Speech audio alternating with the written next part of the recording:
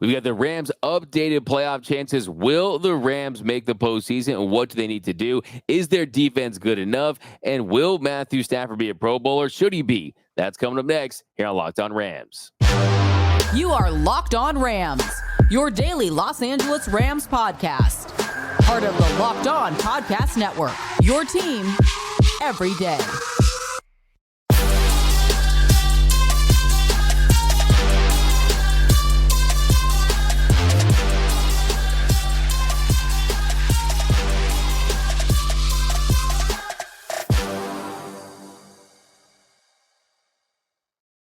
And welcome to another episode of Locked On Rams, your daily podcast covering your Los Angeles Rams. Free and available wherever you get your podcast. Locked On Rams, part of Locked On Podcast Network, your team every day. We're also available over on YouTube, so if you haven't yet, do us a huge favor. Join the party, hit that subscribe button, hit that notification bell, hit that like button, and let us know. Do you think the Rams will make the playoffs? How will the record look down the stretch? My name is Doug McCain. Friends call me D-Mac. You can follow me on X and Instagram at DMac_LA. I've been covering LA sports for over a decade, 24/7 sports, Dodgers Nation, SI, now the Rams 4 Locked On. And as always, I got the return of the people's champ, Mr. Travis Rogers. Of course, he was out yesterday. He's back today and better than ever. You can follow him on X at Travis Rogers, the Rams pre-half and post-game show host. He's been doing the Rams pre-half and post-game shows for 8 seasons now, but he is back. Thank you for joining us, Mr. Travis Rogers. Hope you're feeling all rested and ready to go. Now, on today's episode, how many Rams could they have in the Pro Bowl? We've got the playoff chances at the moment, some updated routing guide. Is the defense good enough? But first, this episode of Locked On Rams brought to you by FanDuel. Make every moment more. Right now, new customers get $150 in bonus bets with any winning $5 moneyline bet. That's $150 if your team wins. Visit FanDuel.com/LockedOn to get started. Now, Travis, before we get into the playoff conversation, Tommy DeVito's agent, he looks like he's a henchman. He's about to kill Hyman Roth in Cuba. He looks like he's his consigliere, not his agent. Yes. He talked about when the Rams drafted Stetson Bennett. He said, I remember when the Rams took Stetson Bennett. I said, come on, man, this kid is better. I know he didn't win the national championship. So what does that tell you? We could have had Tommy DeVito, Mozzarella Vic. I mean, we could have had this guy on our team. I mean, just thoughts on maybe losing on Tommy DeVito. He's got this Giants team rolling. Look, if Tommy DeVito couldn't throw a forward pass, I don't care. I still want him on my team because of his agent. That guy is the best piece of TV, the best quote that we've seen in a very long time. It was great to see. Now, here's the rub. We need Tommy DeVito to at least play like you know what in a couple of weeks when the Rams go back to play the Giants back in Jersey here in just a little bit. But that dude is tremendous. And, never mind Stetson Bennett has been a complete zero for the Rams and for all the obvious reasons. But for comic relief's sake, if nothing else, he would have been a tremendous addition.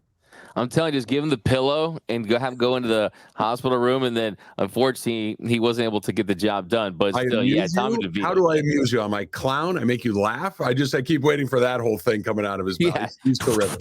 Yeah, no, honestly, great stuff from our guy. And we got to face him, too. So, geez, we're going to be a part of this very shortly. Hopefully, it's not some revenge game there. But kind of diving into this, though, I mean, we got to talk about the playoff situation here, of course. Packers lose thanks to our boy Tommy DeVito, and that definitely helped the Rams' chances. It bumped from around 33% to now 37% thanks to Tommy DeVito doing the Rams a solid. Now, if you look at the ESPN Analytics matchup predictor, Rams have a 75.3% chance of beating the Commanders. But really, bottom line, no matter how you slice it, how you like to break it up, if you truly want to give yourself the chance to make the playoffs, you got to win 3 of the last 4 games. That is what they're up against. You got to beat the Commanders, beat the Saints, beat the Giants. If you do that and then lose to the 49ers, you have an 82% chance to win. If you beat the Commanders this week, those chances go from 37% to 48%. So it starts this week, but 3 out of 4, that's the formula to get in the playoffs for this Rams team. This is the first time all season long, really, that you can call it a must-win game.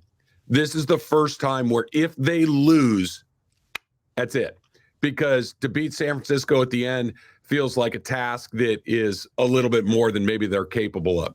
Washington is not a good team. They're not a terrible team, but they're not a great team. Their defense is particularly vulnerable. The Rams offense has been playing at a pretty high level over the last several weeks. So this is an opportunity. Look, I'm the guy that's always looking down the road, right? I'm the guy that's always saying, well, if you win this one, and that one, you lose this one, it's all good.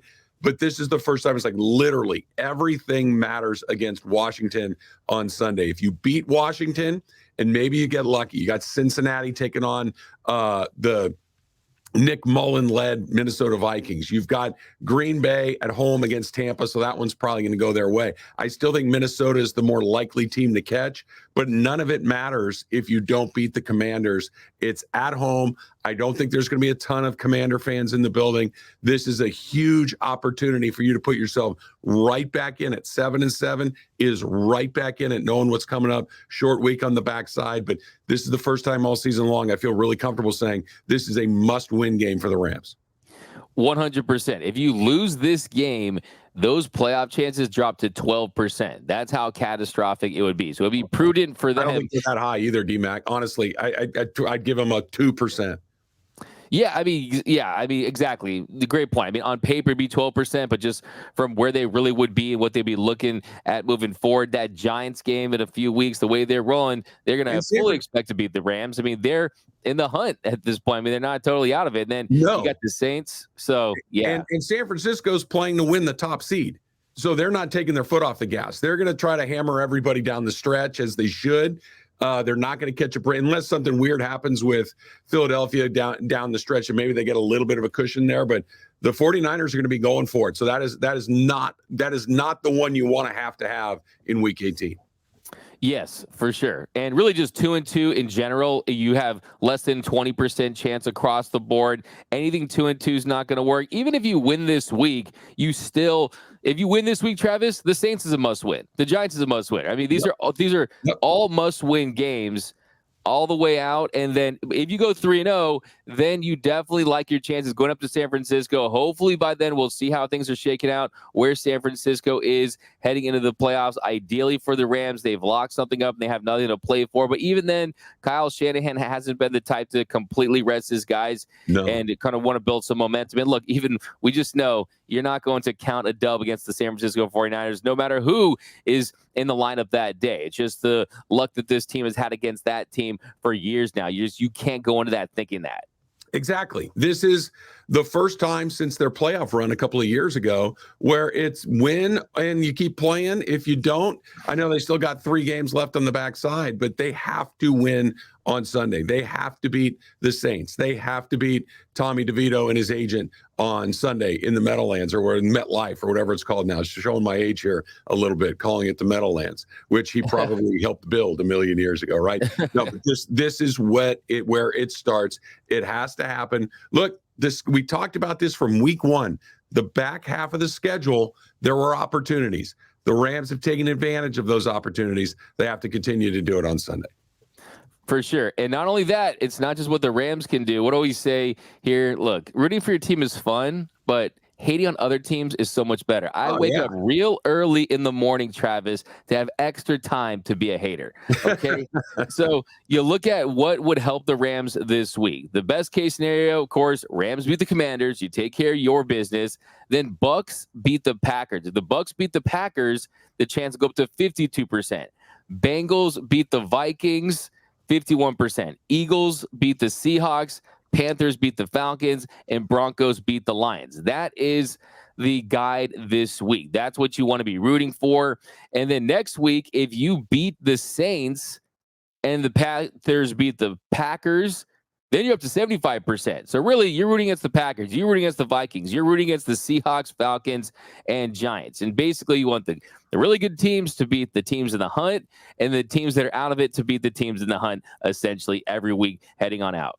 The good news is that Tampa is still competing for the NFC South title. They're currently on top, so they have a lot to play for. So they're going to come in and throw their best punch. Baker Mayfield is playing some pretty good football. So there's an opportunity there. I know the Packers have been playing better of late, but I don't feel like they're a lock to win any of the games that they play in. So certainly an opportunity right there. Cincinnati, despite all of the predictions when Joe Burrow goes down, is still very much in it. Jake Browning has played really well. They get a home game. He's kind of on a heater. He's looked terrific in his last 2 games.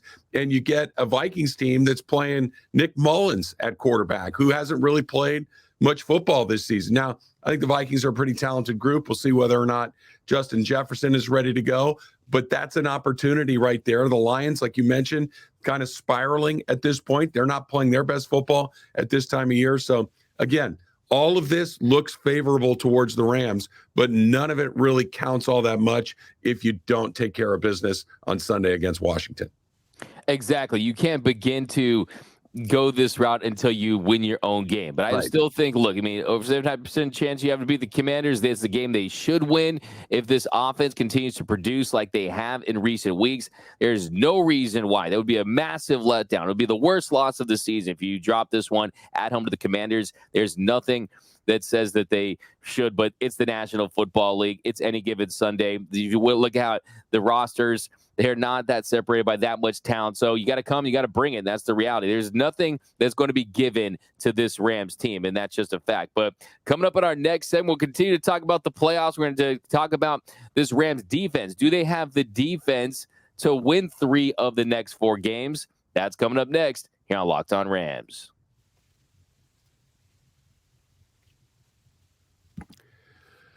As the weather starts getting colder, the NFL offers stay hot on FanDuel. Right now, new customers get $150 in bonus bets with any winning $5 moneyline bet. You heard me right. That's $150 if your team wins. So if you've been thinking about joining FanDuel, but you haven't got quite around to it yet, right now, there's no better time to get in on the action than right now. The app for FanDuel, super easy to use. There's a wide range of betting options, including spreads, player props, over-unders, and more. Right now, Rams are a 7-point favorite over the Commanders heading into this game. We'll see what that looks like. You like that? Get on FanDuel right now and get that action and get $150 if your team wins. So visit FanDuel.com/lockedon and kick off the NFL season in style. FanDuel.com/lockedon, and new customers get $150 in bonus bets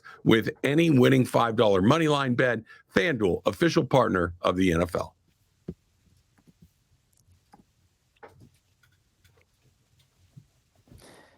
And we are off and running here on Locked On Rams. Thank you for making Locked On Rams your first listen every single weekday, free and available wherever you get your podcasts. Locked On Rams, part of Locked On Podcast Network, your team every day. We're also available over on YouTube, so be sure to hit that subscribe button. And also a special shout out to our every listeners out there. We appreciate you watching every episode, listening every episode, and you can be an every listener too. You can join the club. Membership is 100% free, and you won't miss a thing about your Los Angeles Rams. Now, Travis, here in our second segment, the big question is down the stretch.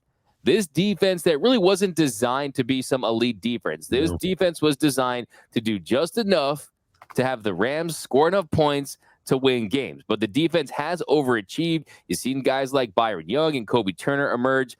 Aaron Donald still get double, triple teamed. The sack numbers aren't crazy, but the pressures are still there. The question is, can this defense do enough down the stretch to get this team into the playoffs? I think that after what we saw last week, such a tough test against this Ravens team, if you look at the rushing success rate, it was around 23%. The Ravens usually over 40%, one of the best in the league over the last couple of seasons. They were good in that area, but can they hold it together down the stretch is kind of my question, because it's going to be a tough task.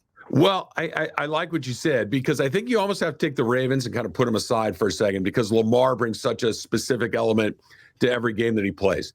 The Rams defense was pretty good at getting pressure. They just couldn't get anybody down on the ground, Lamar specifically. I think that's more of a Lamar thing than it is anything that the Rams weren't doing particularly well. I think they will have success against Washington, New Orleans, and against the New York Giants. We'll see what it looks like against the San Francisco 49ers. But we're kind of back to where we started, right, D-Mac, which is, hey, the offense is going to score. The defense just needs to hold the line, right? They just need to make sure that they're not giving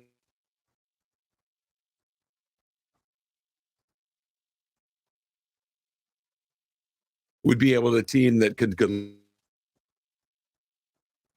of keep minimum. Well, for the first 10 weeks or so, it was the opposite, right? It was the defense that was kind of keeping the Rams in it. They were holding opponents under 20 points on a somewhat regular basis, and the offense couldn't get caught up at all. So now here you are towards the end of the season, the final stretch, and we're back to the beginning. The offense is going to work. Cooper Kupp looks better. Puka's been great. Kyren Williams has been an absolute revelation. Matthew Stafford, given time, is still one of the best in the business. Can the defense be good enough? Can you make an opportune turnover? Can you get off the field? Can you give up threes instead of sevens? These are the things that they need to do to win these last 3 games and give themselves a chance. We've seen them do it. It's not a matter of can they, it's can they do it right now? And I'm optimistic. I really am. I think that Raheem Morris is a really good coach.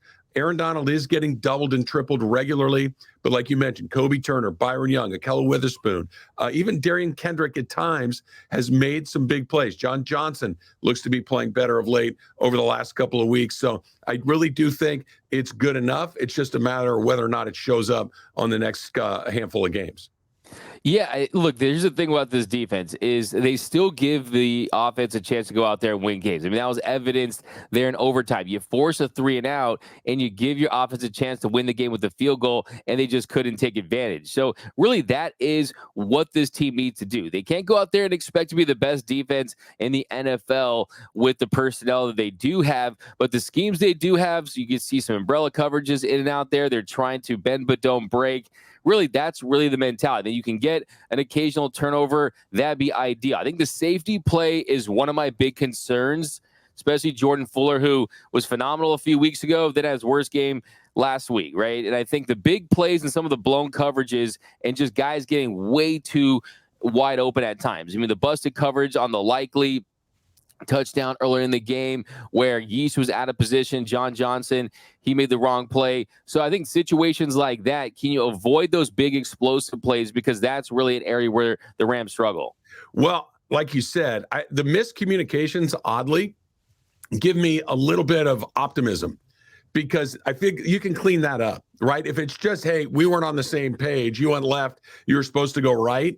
That's, in my opinion, a fairly easy fix. Hey, let's get in the film room. Let's figure out. Let's communicate a little better. If it's one thing, if another guy's just getting beaten over and over and over again, that's a little bit harder to fix. The miscommunication, I think, is probably something that you're going to see less of. But I agree with you. I think one of the things that gives you a little bit of pause in that secondary has been the variance that you've seen. Sometimes it looks legitimately like a high-level NFL defense. Then you'll get some takeaways, you'll get some big stops, and then other times it's like, what are you going to do with this? And teams that have that big variance like that are a little scary because you never know when the bad version of that is going to show up. They've gone a couple of months with the good version showing up. The bad one has been a little more frequent over the last couple of weeks. Again, I think part of that is Lamar Jackson, that he creates so many problems. He puts so much pressure on your defense that sometimes things can go a little haywire. But I'm optimistic. Now, it has to be better. It can't look like that. But just getting on the same page, I feel like is a much better option than trying to revamp or just become a better athlete in week 14, 15, 16 of the season. Yeah, it's a great point. You have to continue to remind yourself it's Lamar Jackson, one of the most elusive, dynamic players. It's like trying to judge your boxing career after a fight with Mike Tyson, right, in the 80s or early 90s. I mean, it's unfair to evaluate that. But I will say, I love what you brought about kind of the frustration level as far as how this defense can look at times, and it's play to play, right? Here's the perfect example of that. Byron Young, he gets the sack late in that drive there, and that sets up the 3rd and 17. Then what happens the next play? Jordan Fuller gives up the touchdown there to Zay Flowers that goes for the touchdown. And then the following play after the touchdown, Darian Kendrick was beat for that 2-pointer. So really, it's kind of the ups and downs of this defense that you see with an inexperienced defense, a defense that has rookies and young players. But look, they're playing hard. They're scheming to their personnel. And they're maximizing. I have no doubt that they're maximizing what they have. It's just about, like you said, communication errors. Even, look, how about the play with Ernest Jones not getting that interception towards the end of the half that could have set up some more points? Any type of opportunity you have, when you're opportunistic, you have to take advantage of those situations because the margins are thin with what they have and the experience and where they're at right now, just as a team. Outside, of course, Aaron Donald. Well, for sure. And again, they had the Ravens beat. They were just a couple of plays away from them, winning that game. They were a busted punt coverage away from maybe winning that game. They were scoring a touchdown on their final drive from winning that game, stopping that 2-point conversion, getting off the field on 3rd and 17. They had ample opportunity to win that game against a team that might be the best team in the whole league, or at least the best team on that half of the draw. They were right there. They just need to clean some things up. They need to make a couple of more plays. This isn't a, what the heck are we going to do with this? This was a fix this, fix that, and you win a game against Lamar Jackson, who might win the MVP, the Baltimore Ravens, who might be the number 1 seed in the AFC. I get it. No moral victories in this league. You either win or you lose, but I don't think that they're far away from playing some really high-level football. It's just a couple of plays or here or there, and they weren't playing the Arizona Cardinals. They played the Baltimore Ravens.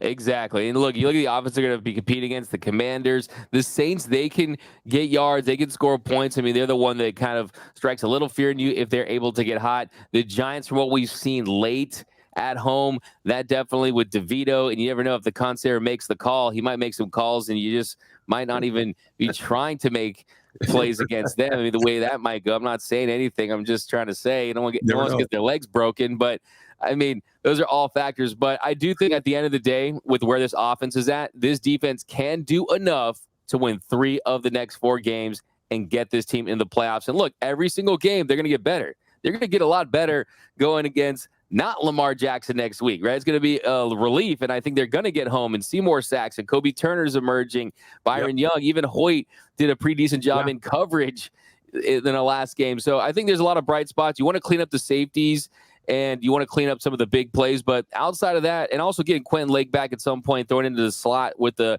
improvements that he made, we're going to see what happens with Kobe Durant, Darian Kendrick in that situation. But I think for the most part, considering the talent level, considering the expectations for this defense, you still look at them as an overachieving group with a really good chance to make the playoffs with this group.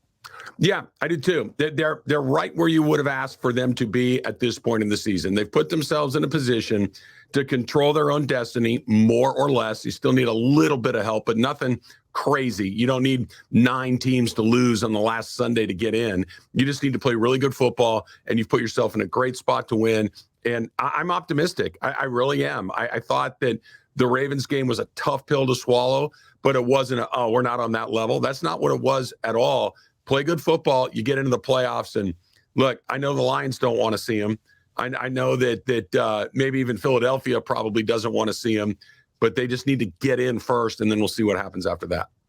No doubt about it. Now, coming up next in our final segment, how many Rams could they have in the Pro Bowl? We're going to start our Pro Bowl series. That's coming up next here on Locked On Rams.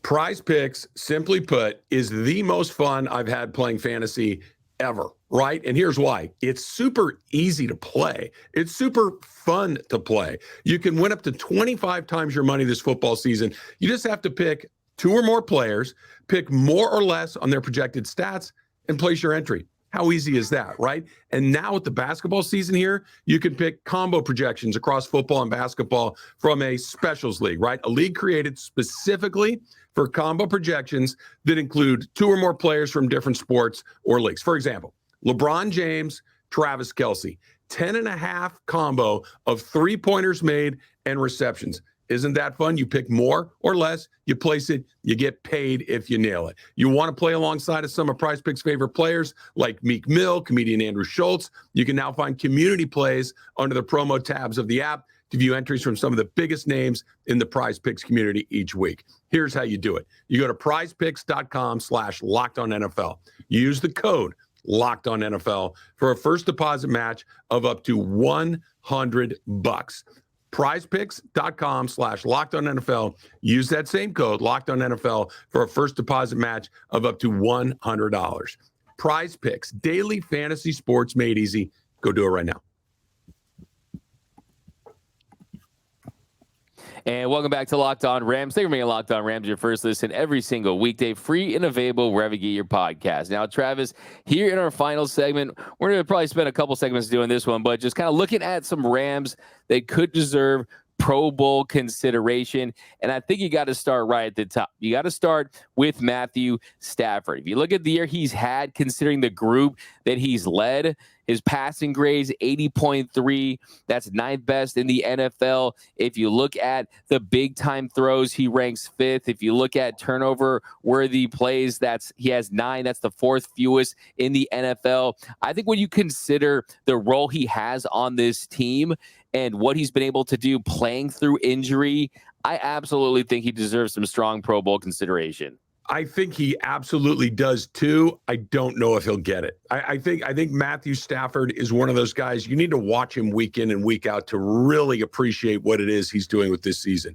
If you're just watching the game's highlights, if you're just watching the ticker go by and looking at fantasy numbers, he's not your guy this year, especially considering that he has been that guy a number of times in his career, right? Matthew Stafford with the Lions was, he's good for 400 yards, 4 touchdowns, and, light it up every single week.